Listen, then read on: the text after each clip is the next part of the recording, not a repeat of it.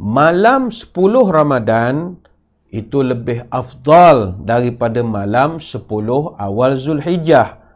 Tetapi ayamu ashri Zulhijjah afdalu min ayamil ashri min Ramadan.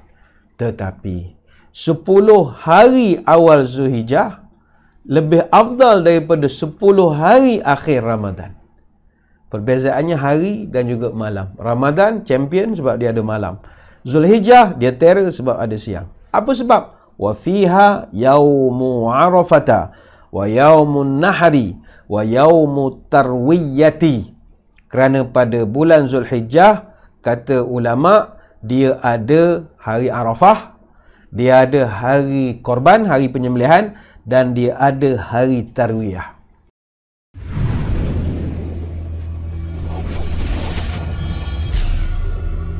Dan Zulhijjah ini bukan calang-calang bulan. Dia bukan bulan biasa-biasa. Apa makna Zulhijjah? Dalam bahasa Arab, Zu maknanya yang empunya, makna tuan punya. Hijjah maknanya haji. Dia dari segi susunan bulan-bulan dalam Islam, dia duduk paling hujung. Muharram, Safar, Rabiul Awal, Rabiul Akhir, Jamadil Awal, Jamadil Akhir, Rejab, Sya'ban, Ramadan, Syawal, Zulqa'dah, Zulhijjah. Jadi dia bulan paling bonsu. Dan bulan ini adalah bulan yang empunya haji. Sebab itu kemuliaan bulan Zulhijjah ini jarang diangkat ke permukaan. Biasanya kita mengenali bulan Ramadan, bulan Muharram. Para ulama mengatakan bahawa ia diiktiraf sebagai salah satu bulan yang mulia juga. Bulan Muharram dia jadi mulia kerana ada 10 Muharram. Ada Ashura. Yang mana Ashura ini banyak peristiwa sejarah berlaku semasa 10 Muharram. Kalau Ramadan dia jadi mulia kerana ada Lailatul Qadar yang bermula antara 21 hingga 30 Ramadan. Namun Zulhijjah dia juga tidak kurang hebatnya. Dia jadi mulia kerana bermula 9 sampai 13 Zulhijjah seluruh umat Islam sedang melaksanakan dua ibadah, iaitu haji dan juga korban. Sebab itu para ulama mengatakan bulan Zulhijjah ini tidak ada bulan boleh lawan dia sebab semua kebaikan ibadah ada pada Zulhijjah. Ramadan dia hanya ada puasa saja, tetapi Zulhijjah dia ada puasa sunat yang sangat digalakkan dan dia ada pula ibadat haji, dan haji tidak dilakukan pada bulan-bulan yang lain.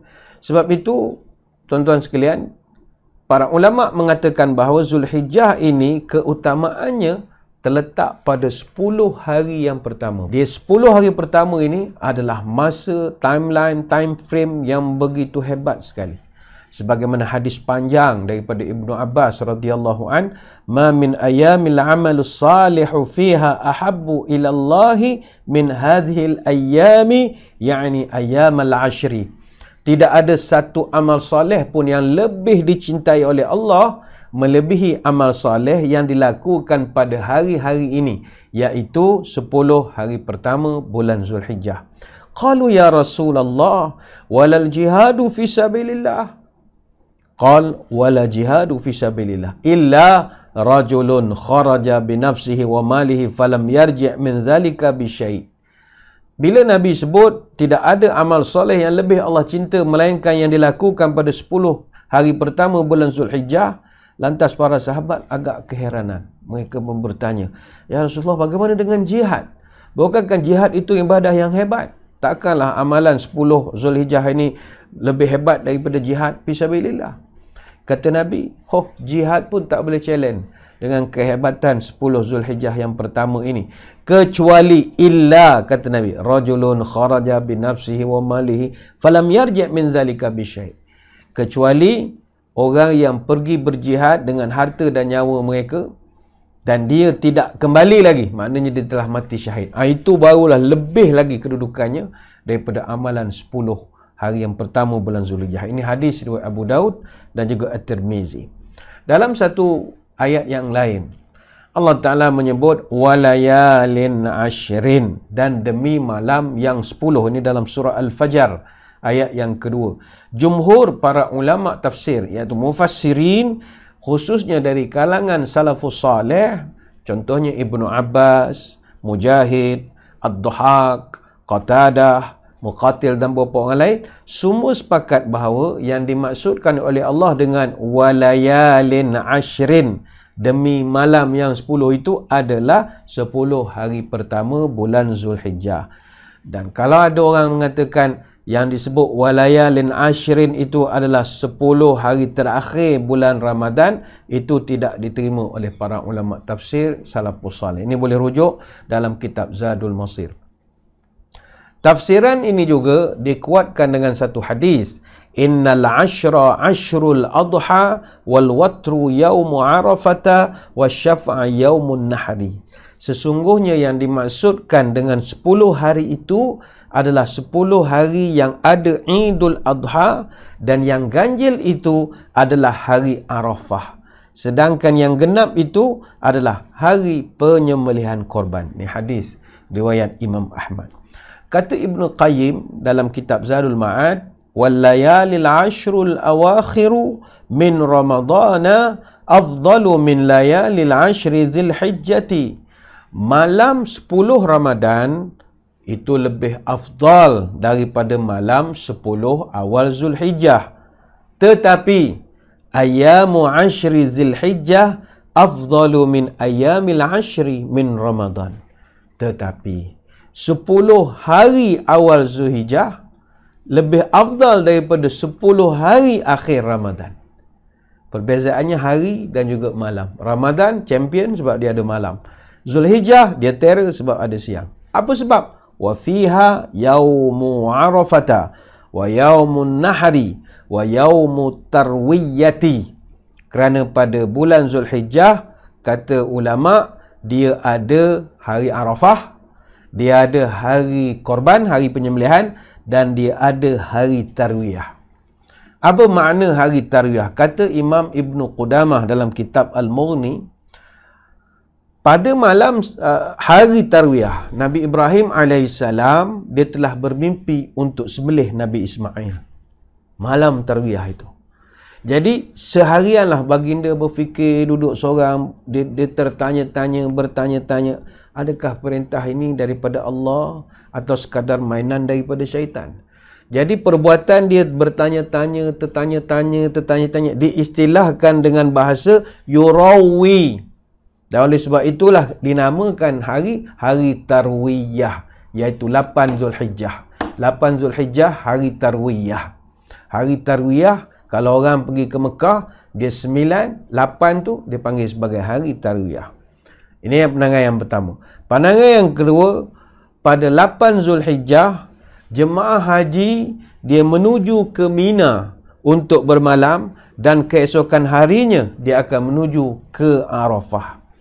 Kalau ini dululah, kalau sekarang ni jemaah kita terus saja pergi ke Arafah teruslah, daripada hotel atau maktab masing-masing di Mekah, mereka terus menuju ke Arafah terus. Kalau dulu mereka 8 Zulhijjah, 9 kita ada di Arafah, 8 itu mereka pergi ke Mina dulu.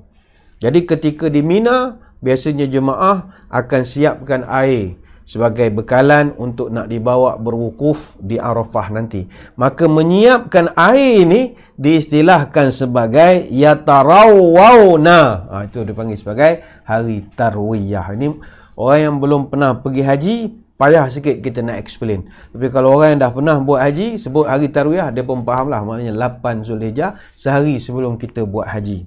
Juga hari yang orang sibuk lah kalau di Mekah 8 Zulhijjah ini ya. Maka saudara-saudari sekalian, disebabkan Allah Ta'ala muliakan bulan Zulhijjah ini, maka tidak boleh tidak, kita sebagai hambanya yang taat, mesti memuliakan juga bulan Zulhijjah. Soalnya bagaimana? Baik, senang saja. Pertama sekali, berpuasa. Berpuasa adalah manifestasi meraihkan bulan Zulhijjah. Disunahkan kita berpuasa bermula daripada 1 sampai 9 Zulhijjah. Mana hari esok dah boleh mula berpuasa. Daripada 1 sampai 9 Zulhijjah. Sekarang ni pun mungkin kita tak banyak sangat sibuk benda-benda lain. Ada setengah negeri pun masih lagi belum dapat dibuka secara normal lagi. Perniagaan-perniagaan, kedai makan dan sebagainya lagi. Maka mungkin Allah nak memberi kita peluang sekali seumur hidup puasa Zulhijjah. Mungkin tak pernah buat pun sebelum daripada ini. Tentang puasa Zulhijjah ini, Hunaidah bin Khalid, dia mendengar cerita daripada isterinya, yang mana isterinya mendengar cerita ini daripada isteri-isteri Rasul sallallahu alaihi wasallam. Yang mana para isteri Nabi bercerita, kana Rasulullah sallallahu alaihi wasallam yasumu tis'a Dzulhijjati wa yauma Asyura wa thalathata ayamin min kulli syahrin awwal tsnaini min asy-syahri wal khamis. Nabi biasa berpuasa pada 9 hari awal bulan Zulhijjah. Kemudian Nabi juga biasa berpuasa pada hari Asyura, iaitu 10 Muharram. Dan kemudian Nabi suka berpuasa 3 hari setiap bulan. Ayamul Bid, kita panggil 13, 14, 15. Tiap-tiap bulan. Ini hadis riwayat Abu Daud. Ini tak termasuk puasa Isnin Khamis yang sering Nabi kita lakukan. Jadi ini yang pertama. Berpuasalah kita untuk manifestasi memuliakan bulan Zulhijjah ini. Yang kedua, kata para ulama, yang digalakkan untuk kita buat atau kita lakukan sepanjang 10 hari pertama bulan Zulhijjah ini adalah berzikir. Berzikir. Dalam Quran, Allah Ta'ala berfirman, A'udzubillahi minasyaitonirrajim, liyashhadu manafi'a lahum wa yadhkuru ismallahi fi ayyamin ma'lumat. Supaya mereka menyaksikan pelbagai manfaat bagi mereka dan supaya mereka menyebut nama Allah pada hari-hari yang telah ditentukan. Ayyamin ma'lumatin. Ini surah Al-Hajj ayat 28. Kalau kita merujuk kepada tafsir, misalnya kata Ibn Abbas, ayyamin ma'lumatin itu maknanya hari-hari yang telah ditentukan, iaitu pada 10 hari pertama dalam bulan Zulhijjah. Jadi memang ada ayat khusus 10 hari pertama Zulhijjah dituntut kita ini banyakkan berzikir. Persoalan, zikir apa yang nak dibacakan? Zikir banyak zikir, tapi kalau rujuk kepada ketentuan dalil, zikir yang diutamakan pada 10 hari pertama Zulhijjah adalah takbir, tahlil, tahmid. Takbir maknanya Allahu Akbar, tahlil maknanya la ilaha illallah, tahmid maknanya alhamdulillah. Kata Ibn Umar radhiyallahu anhu, Nabi pernah menyebut, ma min ayyamin a'zamu indallahi wala ahabbu ilaihi minal amali fihinna min hadhil ayyamil 'ashr. Fa'akthiru fihinna minat tahlil wa takbir wa tahmid. Kata Nabi, tidak ada satu hari pun di mana amal saleh pada waktu itu lebih mulia di sisi Allah dan lebih disukai oleh Allah lebih daripada 10 hari ini, iaitu 10 hari di awal bulan Zulhijjah. Maka banyakkanlah mengucapkan tahlil, takbir dan juga tahmid pada hari-hari tersebut. Dan berzikir ini tidak mesti kita hanya laksanakannya itu di masjid. Misalnya bagi negeri yang telah mula membenarkan untuk jemaah datang ke masjid beribadah, itu tak ada masalah lah. Tapi tidak mesti zikir itu hanya di masjid. Mungkin ada setengah negeri masih lagi belum dapat ke masjid. Digalakkan membaca zikir ini, sama ada tahlil, takbir ataupun tahmid, di mana-mana saja, di luar rumah, termasuk di pasar. Sebab itu, kalau kita nanti dah masuk bulan Zulhijjah ini, sambil-sambil beratur nak ambil vaksin misalnya, atau sambil-sambil beratur nak masuk supermarket tunggu giliran nombor misalnya, sambil-sambil kita duduk menunggu, itu juga digalakkan untuk membaca zikir-zikir ini. Sebab itu salafus salih, mereka sepanjang awal Zulhijjah ini mereka akan kerap berzikir. Ada satu riwayat disebutkan, kana Abu Hurairah wa Ibnu Umar radhiyallahu anhuma yakhrujani ila suqi fi ayyamil 'ashri yukabbirani wa yukabbirun nasu bitakbirihima. Disebutkan bahawa Abdullah bin Umar dan juga Abu Hurairah radhiyallahu anhuma, mereka akan sentiasa keluar ke pasar-pasar pada 10 hari pertama bulan Zulhijjah. Dan apa mereka buat? Mereka akan bertakbir di pasar-pasar dan orang pun akan ikut bertakbir kerana mendengar takbir dari mereka berdua. Ini riwayat Imam Bukhari. Jadi kita sambil-sambil pergi ke supermarket, beli barang, beratur, nak cucuk vaksin, apa sajalah selain daripada bukan mesti di masjid, maka bertakbir Allahu Akbar, Allahu Akbar, Allahu Akbar, Alhamdulillah, Alhamdulillah.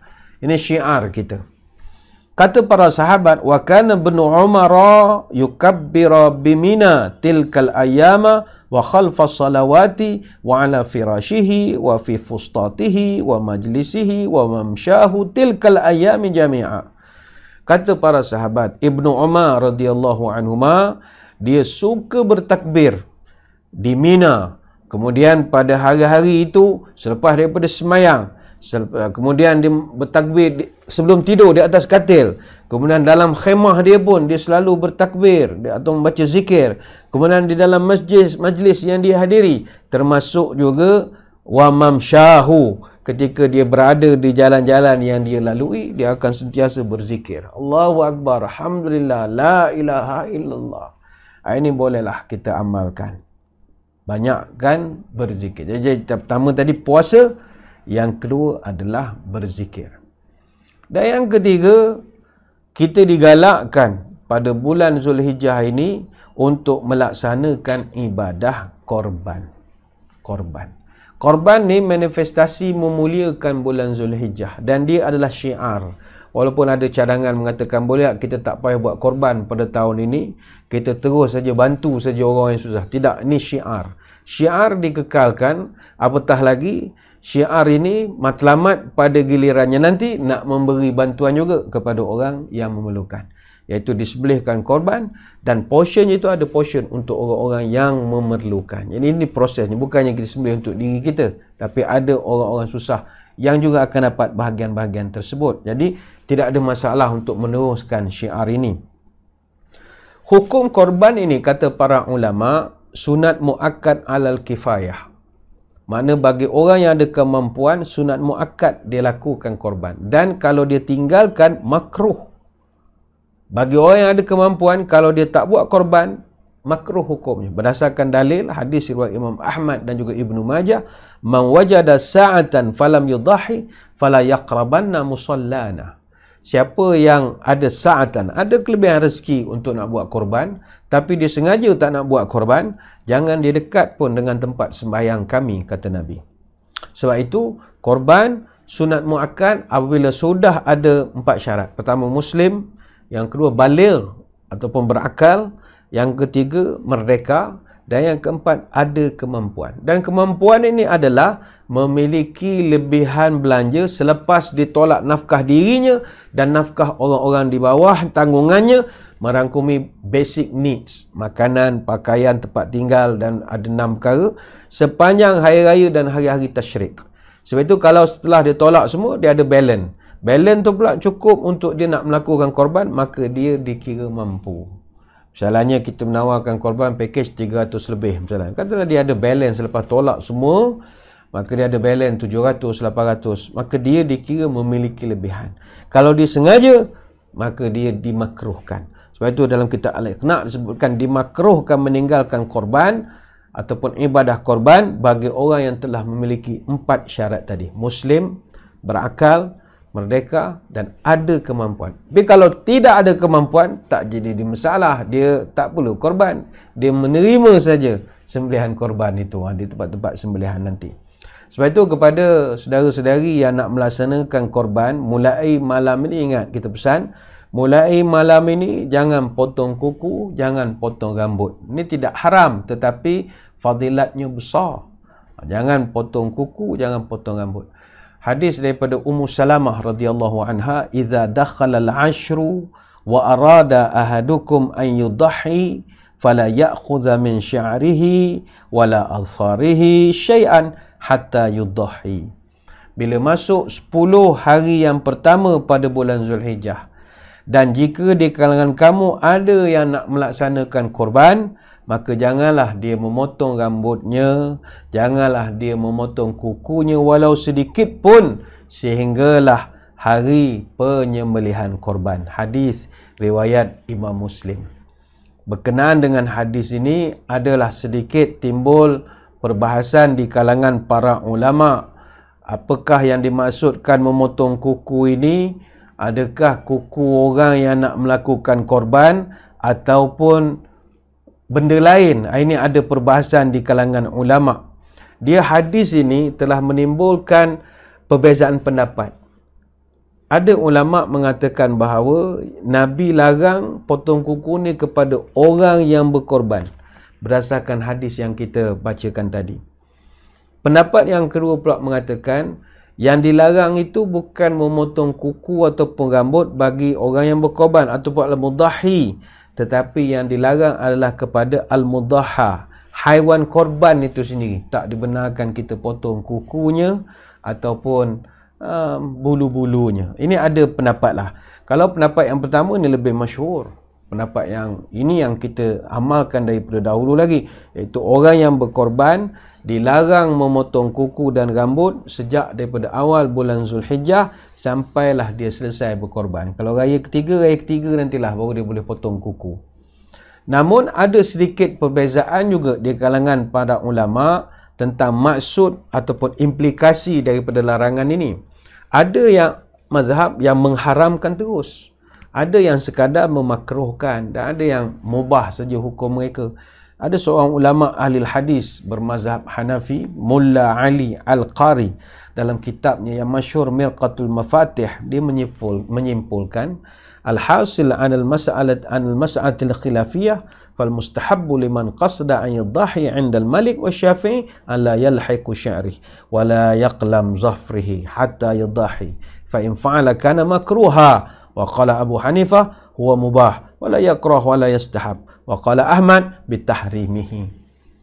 Inti dalam hal ini ada sedikit perbezaan pendapat. Kata Imam Malik dan juga Imam Syafi'i, sunat tidak potong rambut dan tidak buang kuku bagi orang yang nak buat korban sampailah selesai penyembelihan. Bila dia memotong kuku atau rambutnya sebelum penyembelihan, maka dia dikira makruh. Contoh, tuan-tuan nak buat korban hari raya pertama nanti, tiba esok lusa tengok kuku panjang sangat, potong. Jadi tak berdosa, makruh di sisi Maliki dan Syafi'i. Imam Abu Hanifah pula berpendapat memotong kuku atau memotong rambut itu hanyalah mubah saja. Maknanya tidak makruh dipotong dan tidak sunat juga kalau tak dipotong. Ini pendapat dalam mazhab Abu Hanifah. Tapi kalau dalam pendapat Imam Ahmad itu agak keras. Imam Ahmad mengatakan bahawa haram untuk dipotong rambut-rambut start daripada 1 Zulhijjah. Jadi dia ada pendapat yang pelbagai. Namun saya berpandangan kalau perkara ini tengok kepada common sense lah. Common sense. Baik itu macam sekarang ni dah masuk Zulhijjah. Kalau petang tadi kita dah potong kuku siap, dah trim, misai apa semua, tak ada masalah. Jadi dalam masa nak menunggu hari raya ni taklah teruk sangat panjang kukunya itu. Tapi kalau memang kita dah terlepas pandang, malam ni dah masuk Zulhijjah, kuku kita pun dah agak lain macam. Jadi kalau esok lusa, kalau rasa perlu dipotong, potonglah. Nak simpan buat apa kuku? Kan orang kata, kenapa tak potong kuku? Sunat. Dah, perkara-perkara agama ni mesti ada unsur kebersihan, mesti ada unsur kecantikan. Tapi kalau kuku dah panjang sampai boleh kayuh perahu dia punya panjang, baik potong sajalah. Ini atas common sense sahaja. Sebab itu ada pendapat kedua di kalangan para ulama yang dimaksudkan sebagai dilarang memotong kuku itu adalah dilarang memotong bulu dan kuku haiwan korban. Bukannya kuku atau rambut orang yang ingin berkorban. Alasan mereka adalah bulu, kuku, kulit yang ada pada haiwan korban ini semuanya akan menjadi saksi pada hari akhirat nanti. Pendapat ini tidaklah popular di dalam kitab-kitab fiqh, terutamanya fiqh klasik. Bahkan Mulla Ali Al-Qari menyebut dalam kitab Mirqatul Mafatih, ini adalah pendapat yang gharib. Sebab ada di kalangan ulama mengatakan Nabi pernah menyebut dalam hadis riwayat Tirmizi, la sahibiha bi kulli sya'ratin hasanah. Bagi orang yang berkorban, setiap helai bulu haiwan korban itu adalah kebaikan. Itu tak dapat dinafikan bahawa memang ada hadis-hadisnya. Pernah satu ketika Zaid bin Arqam bertanya kepada Nabi, qultu au qalu ya Rasulullah ma hadhil adahi. Ni apa sebab kita buat korban ni ya Rasulullah? Apa Nabi jawab? Sunnatu abikum Ibrahim. Ini adalah sunnah nenek moyang kamu, iaitu Nabi Ibrahim. Zaid bin Arqam tanya lagi, malana minha, apa kami dapat? Sembelih-sembelih korban dapat apa ya Rasul? Ini Nabi jawab, bikulli sya'ratin hasanatun. Setiap bulunya itu ada satu kebaikan. Dia tanya lagi, fasuf. Kalau bulu tu satu helai pula boleh dapat ya Rasul, pahalanya. Nabi jawab, bikulli sya'ratin minas suf hasanatun. Setiap pecahan bulu daripada bulu-bulu kambing itu, semuanya dikira satu kebaikan. Hadis riwayat Imam Ahmad dan Ibnu Majah. Jadi, semakin banyak bulu kambing itu, atau lembu itu, makin berat dia punya kilogramnya, maka dia akan menyumbang juga kepada kelebihan kita di hari akhirat nanti. Semakin besar, semakin banyak bulu, semakin bagus. Ini kelebihan. Jadi atas sebab itu kata para ulama setengahnya yang dimasukkan jangan potong rambut, bulu ataupun kuku ni adalah pada haiwan. Tapi ini pendapat yang jarang-jarang diangkat ke permukaan. Tapi bagi kita yang bermazhab umumnya negara kita Syafi'i ini, jadi kita tidak memotong kuku dan juga rambut.